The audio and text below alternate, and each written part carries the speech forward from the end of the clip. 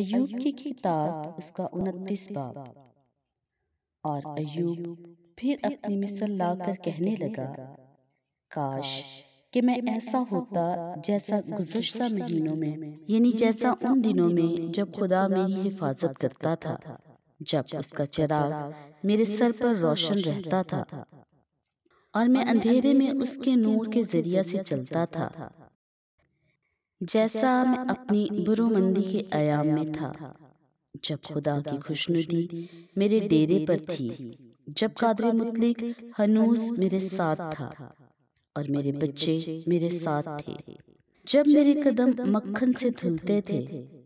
اور چٹان میرے لیے تیل کی ندیاں بہاتی تھی، جب میں شہر کے پھاٹک پر جاتا اور اپنے لیے چوک میں بیٹھک تیار کرتا تھا،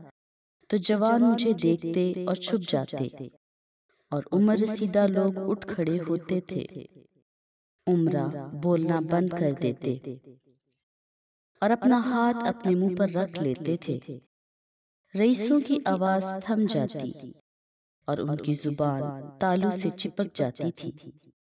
کیونکہ کان جب میری سن لیتا تو مجھے مبارک کہتا تھا، اور آنکھ جب مجھے دیکھ لیتی تو میری گواہی دیتی تھی، کیونکہ میں غریب کو جب وہ فریاد کرتا چھڑاتا تھا اور یتیم کو بھی جس کا کوئی مددگار نہ تھا ہلاک ہونے والا مجھے دعا دیتا تھا، اور میں بیوہ کے دل کو ایسا خوش کرتا تھا کہ وہ گانے لگتی تھی،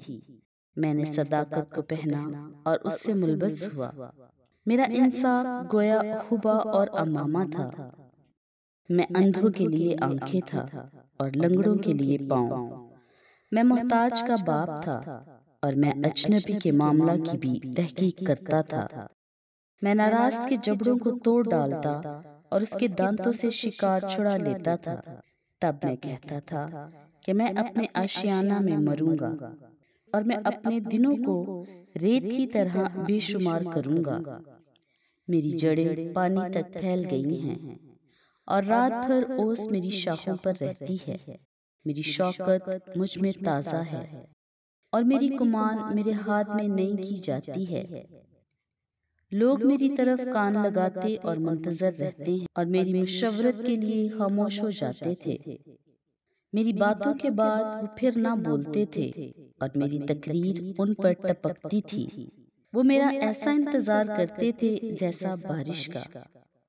اور اپنا منہ ایسے پسارتے تھے جیسے پچھلے می کے لیے، جب وہ مایوس ہوتے تھے تو میں ان پر مسکراتا تھا اور میرے چہرہ کی بشاشت کو انہوں نے کبھی نہ بگاڑا، میں ان کی راہ کو چنتا اور سردار کی طرح بیٹھتا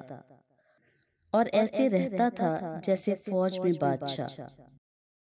اور جیسے وہ جگم زدوں کو تسلی دیتا ہے۔ پاک کلام کا پڑھا اور سنا جانا ہم سب کے لیے باعث برکت ہو۔